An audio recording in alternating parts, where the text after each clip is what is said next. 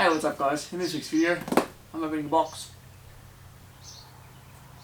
Yep, probably get one of those like obnoxiously stupid looking knives. It's probably not even sharp, but just sharp enough to cut a box open so that I can do cinematic box openings. I just want to address the fact that this is fragile on it. Knowing what this is, if it's fragile, probably not going to do its job very well. You'll understand that in a second.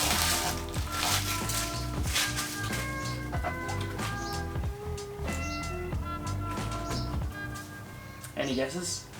This is a mini spool. It goes in the diff of the R31, or this one does anyway, and it locks the axles together, sort of like a welded diff, but less dodgy and more removable in the future if I get defected. Because the R31 has a solid rear axle, this is going to be a better alternative to welding it. I don't know if we're going to be putting this in today because, to be honest with you, the majority of what I want to do is on the 32. We're definitely going to open this up and at least have a look at it, see if it is fragile like the box says. Oh wow, so tiny. That's actually a lot smaller than I thought it would be. And there you have it. It definitely doesn't look fragile or feel fragile, so that's a good thing. There's really not a lot to it, eh? Like, that's it. That's the whole thing. Alrighty, with that out of the way, let's jump into what we're actually going to be doing today. I said in last week's video that I'd ordered some GTR tank straps for the R32. Now, that was the case at the time. Since then, got an email saying that they could not supply said items. Essentially, they took my money and they went, yeah, we could find them. And then they couldn't find them and they returned my money. So I got my money back, but still a bit of a stitch up and a waste of time. A bit annoyed. I went down to a hardware store and I got the most similar style steel I could to the original straps. Looked a lot like this. When I started with it, got a vise, a mallet, steel, and started beating away until I had a shape that worked. And what I turned out with was these two things hang up behind me. Nice black steel bar that hold a tank. One thing I will say, if you're someone who's clicked on this video to look at how you install a GTR tank and a GTST, there's a very decent sized issue you're going to run into, and that is the strap locations are not the same. On the R32 GTST tank, they are closer together than they are on the GTR tank. You can actually reference this by looking under there at the bolt hole where the thread is for your GTST tank. There'll be one slightly over to the left, about that much.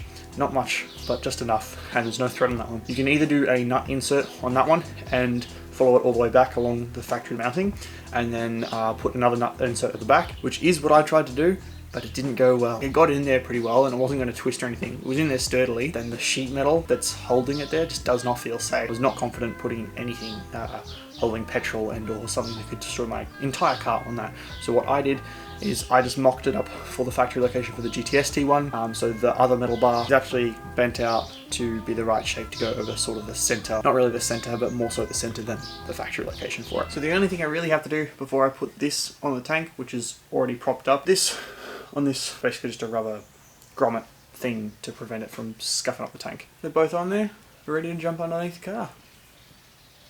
Yep. Alright, ready to chuck it all in.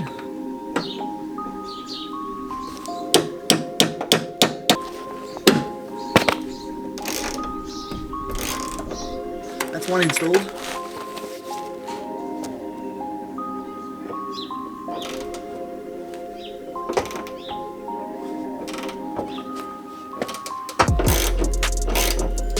Alrighty guys, so the tank is in. It's looking pretty good, if I do say so myself. Nice little thing there to look at, and the straps look well, they blend in, which is exactly what I was kind of going for. So the only thing really left to do would be to solder these connections here properly, figure out which ones these need to connect. I know it's yellow, blue, and the just plain yellow, because the black is the ground.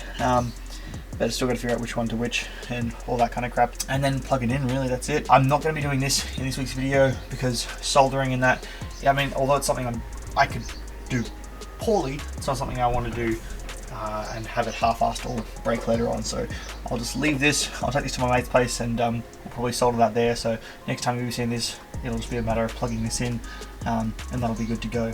So with that being it for the fuel tank installation, there's not a whole lot else I can really do before starting the car. Obviously I can't start it right now because without that wiring I'm not going to get fuel to the rail. So I can probably jump underneath, connect the drive shaft. That's going to be important to drive it, obviously not to start it.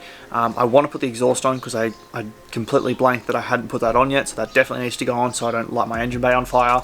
The engine bay itself, the piping needs to be all put together and the MAF sensor needs to be pinned and then replugged. So because of the wiring specialty wiring harness that came out of the Black 32, this thing is not your typical MAF sensor plug, so that needs to be snipped and then plugged into the correct plug. In saying that, guys, that's going to be it for this week's video. As far as working on the cars go, I do have something cool inside to show you that I've picked up recently that I think is going to make all the difference when it comes to our next drift event, and that would be a drift sim.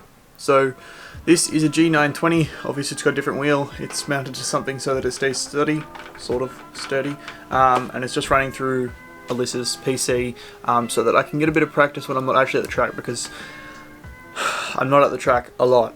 I really just got it because I've been told by all the local boys that that's the way to go as far as practicing goes. It makes all the difference when you actually rock up on track day.